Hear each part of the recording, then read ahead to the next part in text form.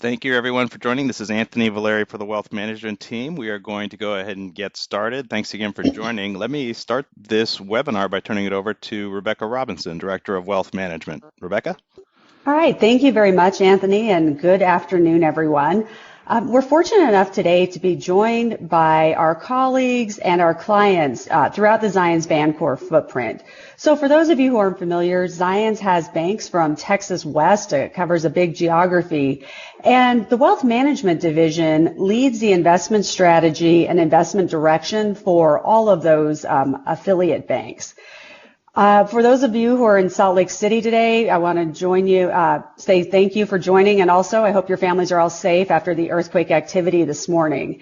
Once again, we find ourselves in another day of volatility and trying times, and there are really two key things that we focus on when we look at wealth management.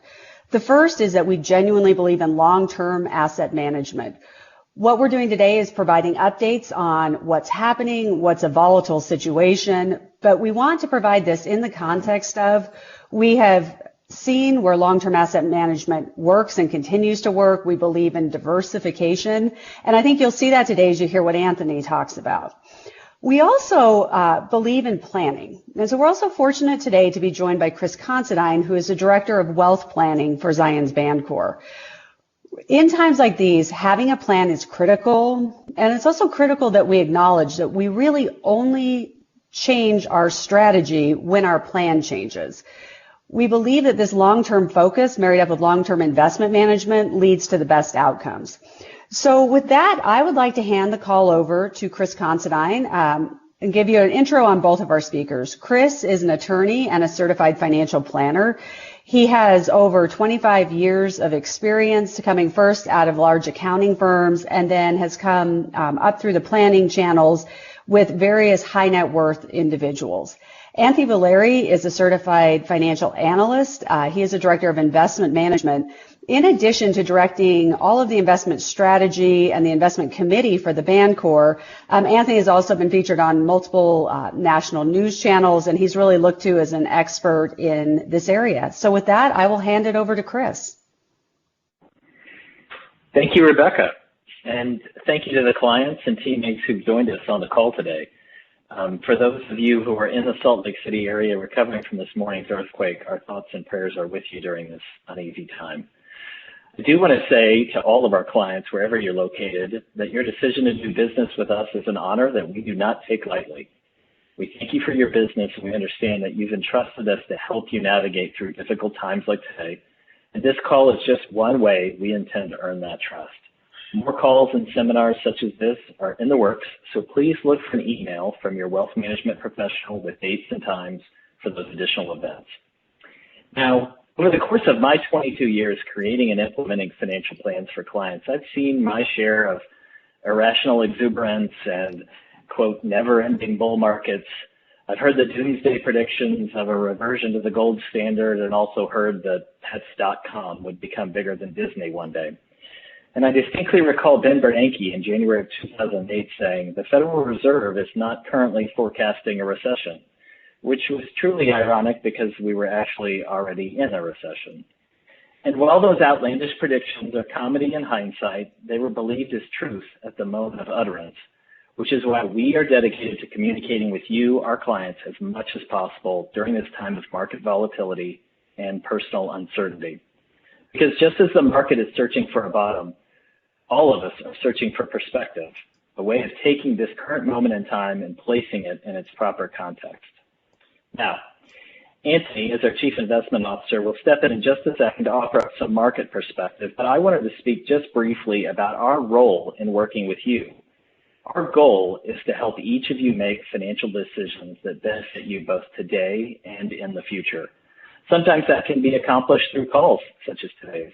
However, I'd like to focus you for a moment on another powerful tool we have for helping clients through tough markets. That tool is a personal financial plan. Having a plan allows for the conversation with your advisor to start with, the markets have done X, your portfolio has done Y. What does that mean for your ability to hit your life goals? Be those goals saving for a major purchase, retiring at a certain time, creating a legacy, whatever the goal you're trying to achieve with your money. Having a plan allows you to contextualize the market's behavior with the goals you're trying to achieve and quickly move to concrete steps you should take or not take depending upon the situation. Hopefully you'll see how a plan can empower you in a time that can feel powerless. It can give you the context to say, yes, these are tough markets, but I'm still on track to hit the goals I was investing for. Or yes, this is a tough market, but I'm only off track by a little bit, and here are the actions I can take to get back on track. We here at Zions Wealth Management offer to our clients three things: a team, a plan, and a unique client experience. We offer those to you, and we hope you'll take us up on it. So how and why does a plan work? Well, plans work in a number of different ways. The first one is it's a dispassionate pre-commitment plan to your future self. It's created with a focus on the goals you want to achieve.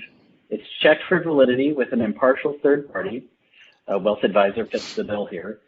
Finally, you commit to this plan created for the future you, knowing that the future tests us in many unexpected ways, such as today. Your wealth management team's job is to help you stay committed to that plan you created even when times are tough. So I included in here that it's a pre-commitment plan. And the reason I did that, I thought I would look back at historically some other famous pre-commitment plans. A pre-commitment plan could be something as simple as I'd like to get healthy, which counts as a goal, but a pre-commitment plan is setting out your running shoes and socks by the bed the night before, pre-committing you to an action aimed at getting closer to your goal of getting healthy. A humorous pre-commitment plan from history involves Victor Hugo, the famous French novelist. In the summer of 1830, Victor Hugo was facing an impossible deadline. 12 months earlier, the French author had promised his publisher a new book, but instead of writing, he spent that year pursuing other projects, entertaining guests, and delaying his work. Frustrated, Hugo's publisher, and Hugo himself, responded by setting a deadline less than 6 months away. The book had to be finished by February 1831. Hugo concocted a strange plan to beat his procrastination. He collected all of his clothes and asked an assistant to lock them away in a large chest. He was left with nothing to wear except a large shawl. Lacking any suitable clothing to go outdoors, he remained in his study and wrote furiously during the fall and winter of 1830. The Hunchback of Notre Dame was published two weeks early on January 14th, 1831. Now, in my financial planning practice, I have never prescribed any pre-commitment plan as draconian as this. However, when you look at what he did, he set a goal, which was the deadline. He employed a third party, his butler, to take his clothes, and he steeled himself against the discomfort that can come from attaining this goal, which is not having your clothes in 1830 winter in Paris. So hopefully you can see some of the similarities there. In the absence of a financial plan, I'd recommend adopting a popular mindset known as the marathoner's mindset, which is used to help deal with difficult situations, such as running 26.2 miles or enduring a wildly volatile financial market. This mindset, popularized by distance runners, is actually two different mindsets used to examine and evaluate a given situation. The first mindset, also known as the finish line mindset, is when you imagine the finish line, the achievement of the goal, the pride, the applause, the feeling of accomplishment, heck, even the medal. Focusing your mind on the goal can help you, even distract you, if you will, from the difficulties of the moment. However, if the goal is too far distant, it can be difficult to imagine the goal. It lacks urgency, and it's not intangible. It's not tangible. Thus, the second mindset, which is known as the present moment mindset. This perspective says to get to my goal, I must put one foot in front of the other, and then I must repeat that again and again and again. This mindset focuses on the tangible, the simple, the repeatable behavior that is within your power and that will, when done long enough, get you eventually to your goal. Both mindsets are true, but both mindsets have drawbacks. A person capable of toggling between the two can increase their chances of sticking to the goals they previously identified and that they would like to achieve. Finally, I just have to mention this. The best time to create a financial plan, sure, was 20 years ago, but the second best time is today. So again, please reach out to your wealth management professional for help in achieving the goals you're seeking to achieve.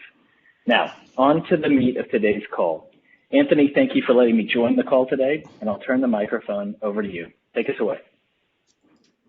All right. Thank you, Chris. Appreciate the thoughts. Very important reminders as you put a planning perspective around the investment plan. So would fully recommend having that mindset when we deal tough times like this. Let me start by saying some summary points, and we'll get into the meat of what I'll talk about here.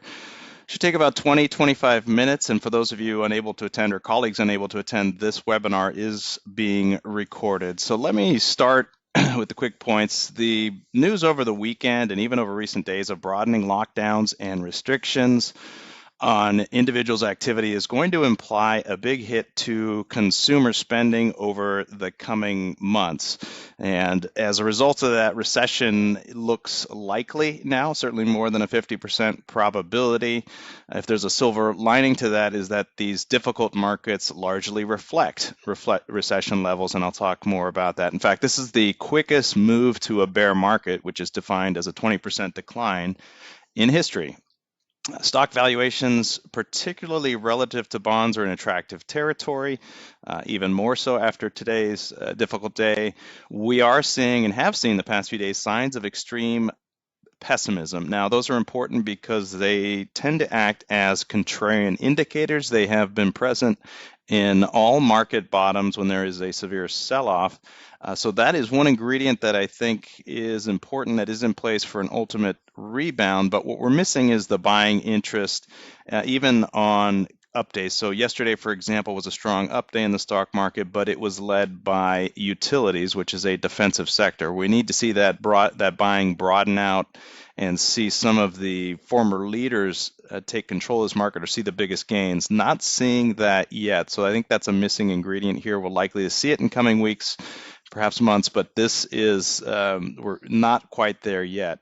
The Fed took some bold action over the weekend with an emergency rate cut. They've also provided a number of liquidity facilities that should aid financial markets. I think this was a key step, had to be done, and it helps avoid a freezing up of credit markets. So the Fed is doing what it can.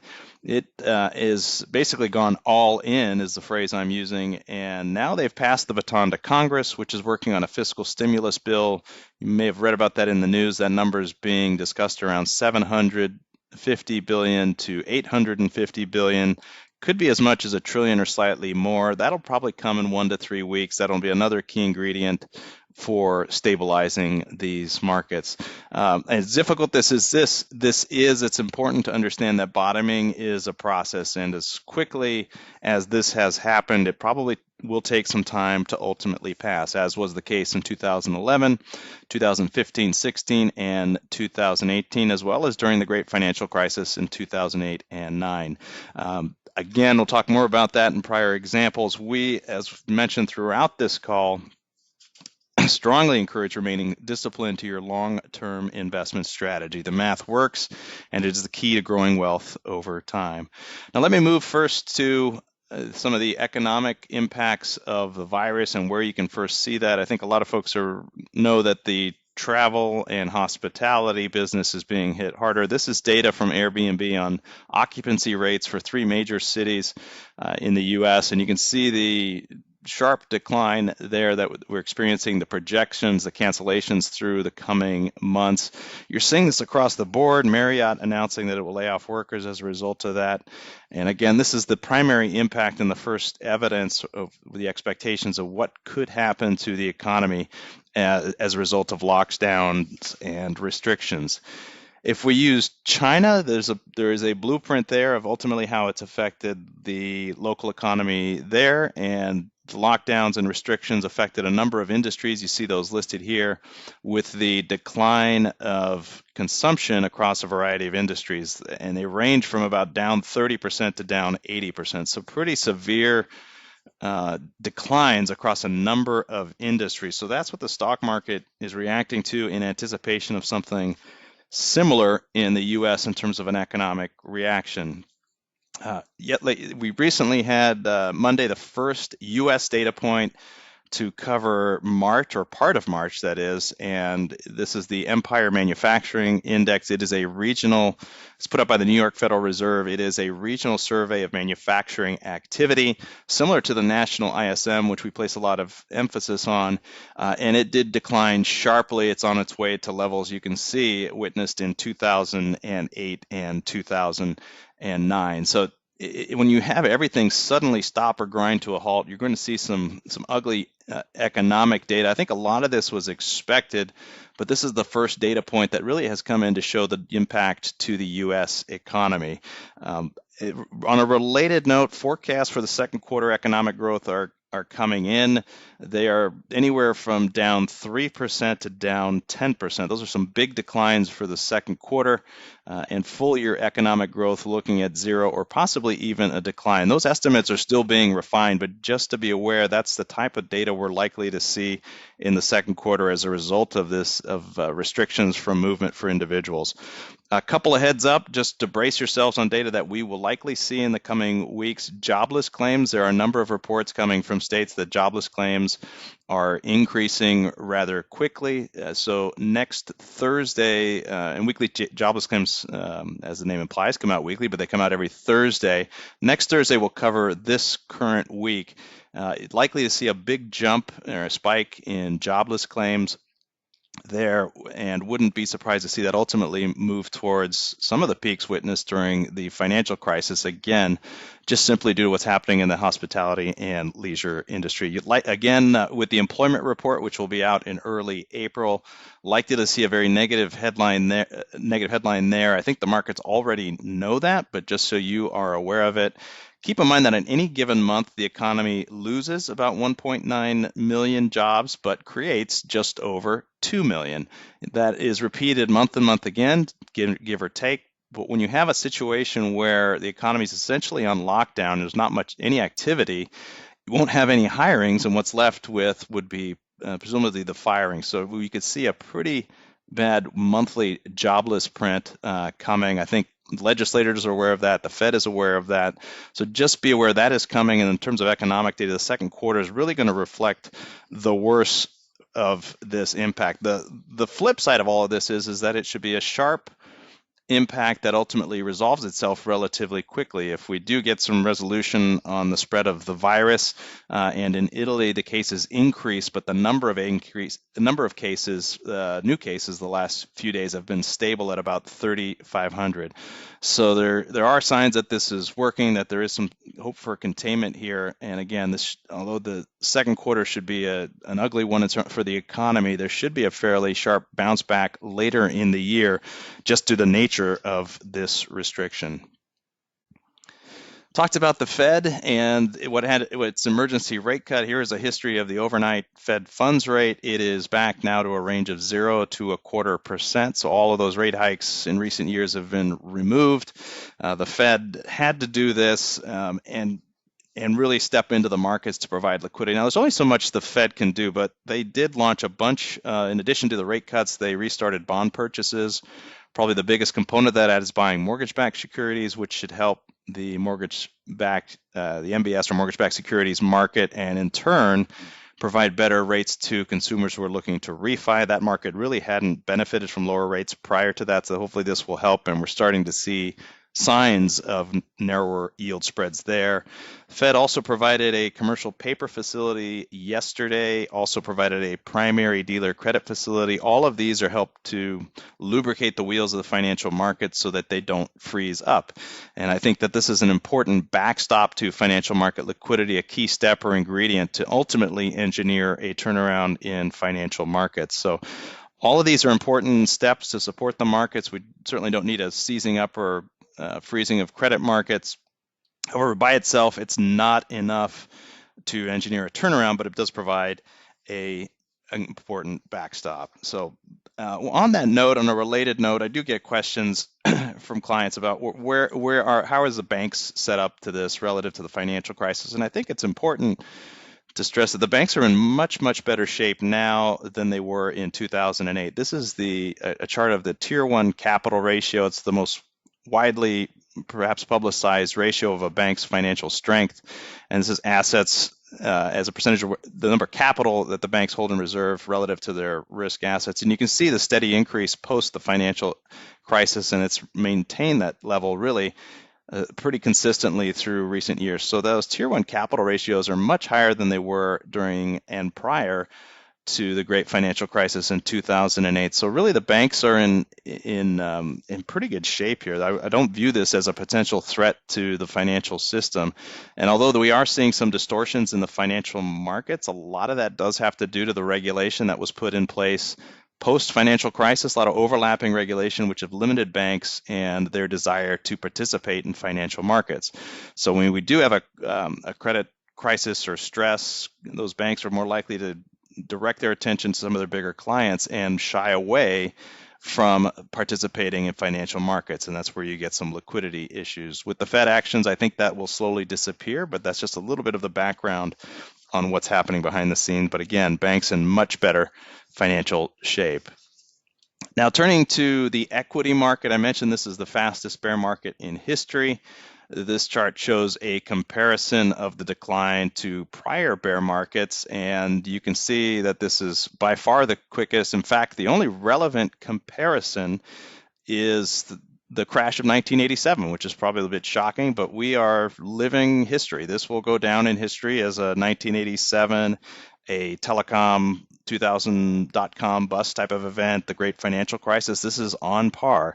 And there are a number of metrics that are record-setting in a number of measures. One is volatility spiking higher than that of the financial crisis. So the VIX index, which measures volatility, hit its highest level on record late last week, did so again on Monday. The last time the market did not move by at least 1% was back in February. So the month of March has witnessed a 1% move, at least a 1% move up or down every day in March. So some extraordinary comparisons relative to history, and again, just to iterate just what a shock this is on terms of a sharp decline in the markets. Now, where are we in terms of a decline? And following today's decline, down about 30% from the peak. Right now, the current pullback, as you see on this chart, is roughly in the middle of what stocks decline during a recession. On the far right and third from the far right are years of the Great Depression. Hopefully that provides some context. But again, this has been a pretty severe pullback. And again, this is, given today's decline, slightly worse than the average recession. So when I say that the stock market's largely priced in a recession, this is the data to back that up. It doesn't say that it can't get worse. It may, but much of that recessionary outcome is largely priced into financial markets. And one of my favorite charts to show that volatility is normal, to the far right, you can see the 2020 action, the intra-year decline, which again I mentioned is about 30% now. It's already one of the largest intra-year declines that we've seen, certainly since 1980 and before then. So lots of bad news already priced into financial markets. And again, if you look at a history of bear markets, if you just looked at that part, even with a recession or without, they don't happen that often. This is since the end of World War II, and we've got a total of 12 occurrences, including the current one, and down 33 has been the average decline. There's been some that are worse, the great financial crisis, and of course the unwinding of some very, very expensive valuations in the late 90s from the telecom and tech bubble.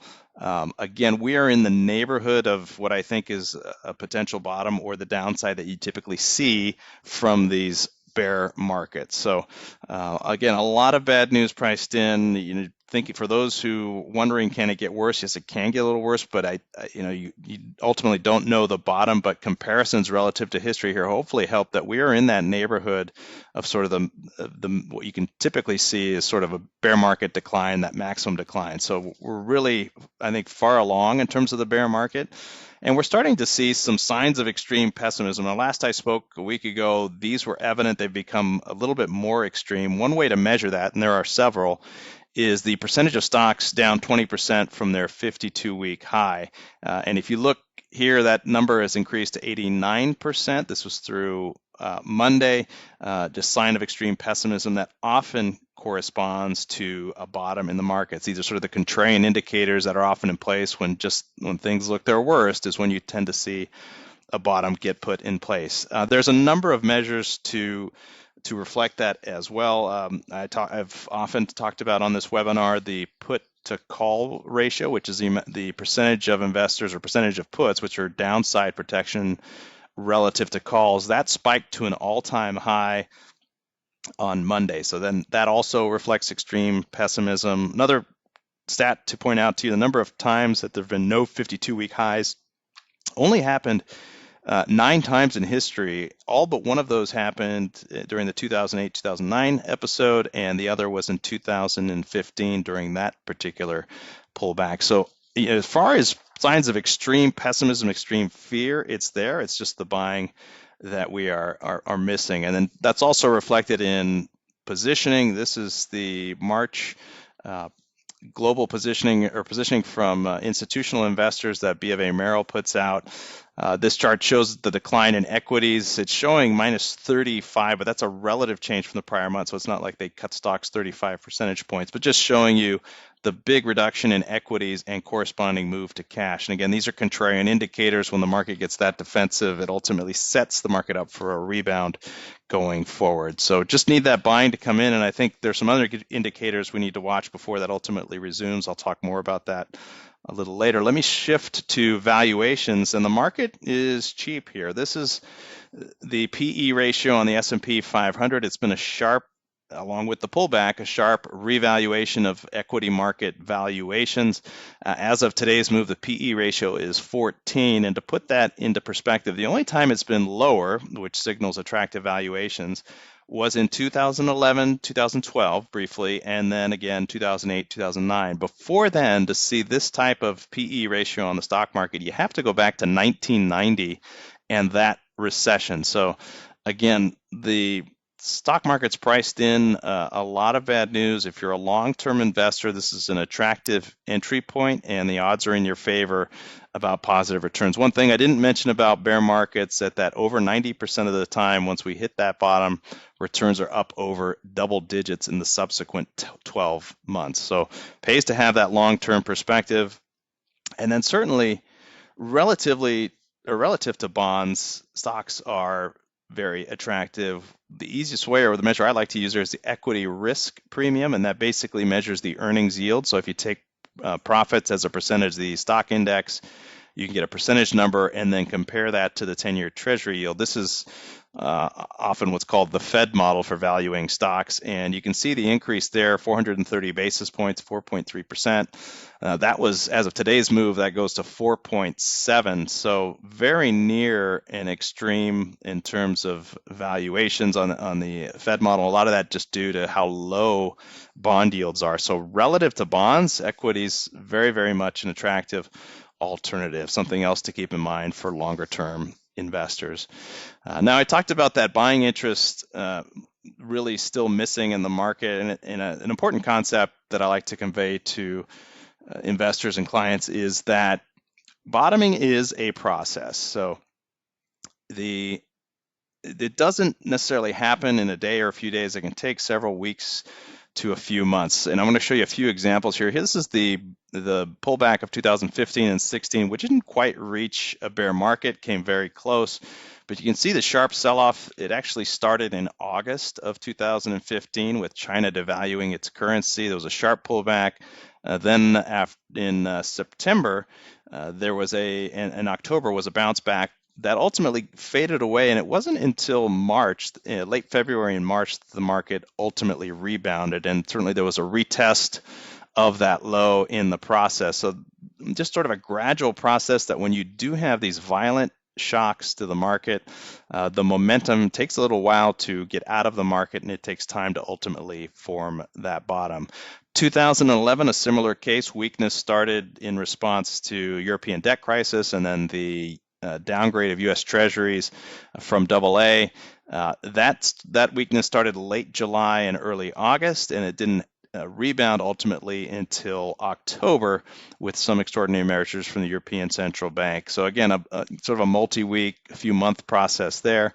And then of course, 2008, 2009, really the more violent reaction there came, obviously started in September of 2008, and then ultimately the market rebounded in March of 2009. A little bit longer given the severity of the financial crisis, but something to keep in mind that, again, bottoming is a process. It takes time, and I think that'll likely be the case here as well. Again, I think most of the downside behind us, and the market will chop through this as we get a better handle of the extent of the virus and economic impact.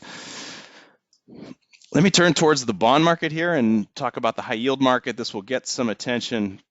It has gotten some attention in the media, and the average yield spread, or the compensation needed to hold high yield relative to treasuries, has increased to about 8.5%. Most of that is due to the energy sector, which is about 14% of the high yield bond market. If you strip out energy, that yield spread is 5.5%, which is only slightly ahead or above the long-term average of around 5%. So high yield really, outside of energy, not showing the stresses that might be indicated by the equity market. I think this could get a little worse just due to the energy exposure. Maybe it goes to 10% yield spread.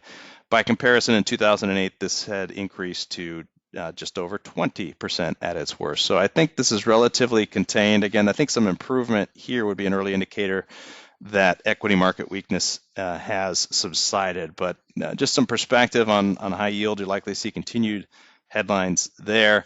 And then in the muni market, you're seeing some distortions from the lack of liquidity. I think this is an opportunity for high quality bond investors. This chart shows AAA municipal yields as a percent of treasuries. The higher that percentage, the more attractive munis are relative to treasuries. And since munis are tax-free, they should never go above 100. But because that market is a little illiquid to begin with, the fact that it's also focused towards individual investors and not institutions that can't benefit from the tax exemption, that illiquidity can really exacerbate market moves. And we're seeing that again. So short to intermediate municipal bonds in excess of 2% tax-free yields, which if you do a taxable equivalent, that's close to 4% or at 4%, depending on what state you live. And we haven't seen a 10-year treasury yield at 4% in over a decade. So just putting some context around what you're seeing in the muni market, potential opportunity there on the high quality side. In terms of overall bonds, the 10-year treasury yield has increased slightly. One of the questions I often receive is, why is that increasing after the Fed cut rates? And that's due in large part because of the bond market pricing in that Fed action ahead of time. So March 9, about a week ahead of the Fed, is when the bond yields bottomed out. I think part of the weakness you're seeing now is a bit of a sell what you can environment. So I think investors, be it individual or institutional, are being stressed enough to be forced to sell some of their higher quality, more liquid holdings in order to raise cash. So I think that's partly what you're seeing here. However, if you look at the yield curve, I think this is one of the modest positives that you're taking out of the market, is that it is increasing, again, albeit with a lot of volatility. But this is a sign of the bond market looking forward and starting to see growth again based on what the Fed has done and some of their liquidity measures. And if the government were to follow through with stimulus, which we believe they will, you'll likely see this continue to increase. So a modest positive there. And then I'm going to turn it over, talk about some long-term investing principles, which I think are really important, especially at a time like this. So it's important to note that over time, we do have bear markets, but stocks do rise over time. So if you look at this chart, the sort of triangles sloping upward are bull markets. The top number shows the months at which that bull market was in place. The second number is the cumulative gain. And then the third number under that box is the annualized return. And you can see on the far right, the current bull market.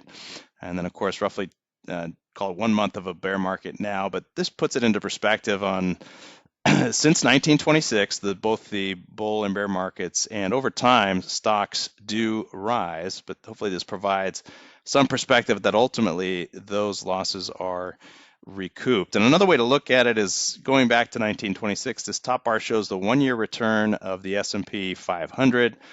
It shows annual calendar year returns. You can see that The periods with a loss are a minority, only 27% versus 73% with a gain. If you change the time frame to 5 years, which is the second set of bar chart there in the middle, your odds of success improve dramatically. Positive outcomes are 87% with negative being 13, and that's from stocks alone, not including being diversified with bonds. If you're including high quality bonds, a mix with bonds, at least a 50-50 mix, has never been negative over a 5-year horizon. And then finally, on the 15-year chart, you can see that all periods, 15-year rolling periods since 1926, have been positive 100% of the time. So again, important to keep a long-term outlook on all of this, and that trying to time the market is impossible. Trying to figure out whether now is a bottom. I think if you haven't sold already, you just have to wait it out and again look for cash to try to take advantage of this opportunity on a long-term basis. This table looks at what would your annual return be if you stayed fully invested, which is the blue bars, and then the annual return minus the best month. And you can see the purple bars, both in up and down markets, show weaker performance. So it's important to remain invested, as painful as this is. And it just shows that staying invested, weathering these ups and downs, having a diversified portfolio is definitely the way to go. For clients, I think, that are invested, rebalancing to take advantage of some of this equity weakness and the bond market strength year to date would be appropriate. And before I turn it back over to Chris, I wanted to talk about some of the items that we are watching to indicate a turnaround. So first would be the extreme panic, which creates a contrarian signal, and I would say check, that is there in the market. That's one of the signs we look for a potential turnaround. Another is more attractive valuations, and I would say check, we are there as well. I don't know the exact point, but I think on the S&P 500 between 2000 and where we finished today in 2350 range is sort of the bottom range. Could be a little lower, could be a little higher than that, but that's roughly where it is. So we do have those more attractive valuations. That's another check. A third would be aggressive Fed action, rate cuts. We've got that. The two that I think we're missing, one would be aggressive fiscal stimulus, which I think is coming. And then fifth, which might be most elusive, is I think the market really is looking for some sort of decline or deceleration in new cases of the virus. And I still think that may be a few weeks away. But again, as sharp as this downturn is, there's a lot of evidence that this virus with warmer weather does not have the power it does to spread. So come summer, there should be some notable improvement and then a rebound later in the year. So a unique shock to the economy, a demand shock. I think it's different than what the economy has faced before, but at the same time, I think the potential rebound, just because of the nature of this, could be as quick and strong. So let me pause there, and Chris, I'll turn it back over to you. Thanks, Anthony. I'll give you a second to maybe get a sip of water and maybe catch your breath for a second before I give it back for final thoughts. But the main point I think I'd like to conclude with is something that we've been talking about a lot as a leadership team, which is having all of our clients focused and not fearful. Hopefully the data that Anthony just shared with you is empowering you in order to be able to look at what your current position is and make some really focused decisions about it, not make decisions in an environment of emotion. So, thank you, Anthony, for sharing with us some of that historical information. I would also just like to point out, with all of those charts that he's given, we've heard in the past, well, this time it's different. This time it's unique. And we would say, yes, this time is unique. But just as the saying goes, you can never step foot in the same river twice. That doesn't mean you can't know a lot about the river. You're going to be able to know when it flooded last time. You're going to know how long it's flowed. You're going to have an idea of the challenges that it's faced in the past.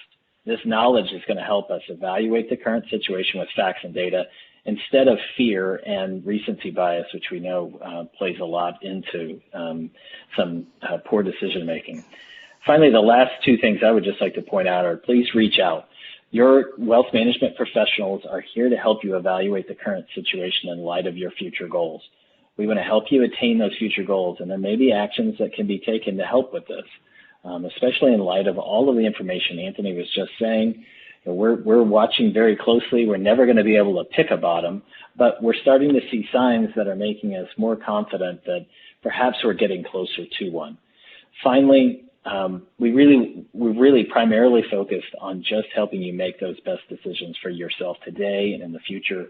And if the reason that you were investing was so that the future you in 5 years' time would have a better future, then we still believe that investing in the market is the best way of being able to achieve that. So with that, Anthony, do you have some final thoughts for us? Yeah, thank you, Chris. Just a reminder to everyone, this has been recorded, so questions or colleagues that may and other clients that may not have been able to attend, please reach out to your wealth management colleague or wealth manager to get the link, because this will be posted online if you wanted to get a replay. And also just stay tuned for additional letters and communications on our part, including other webinars to address market volatility. We intend to keep communicating regularly our thoughts on the market, so please stay tuned for more updates. Thank you everyone for attending. Have a good rest of the day.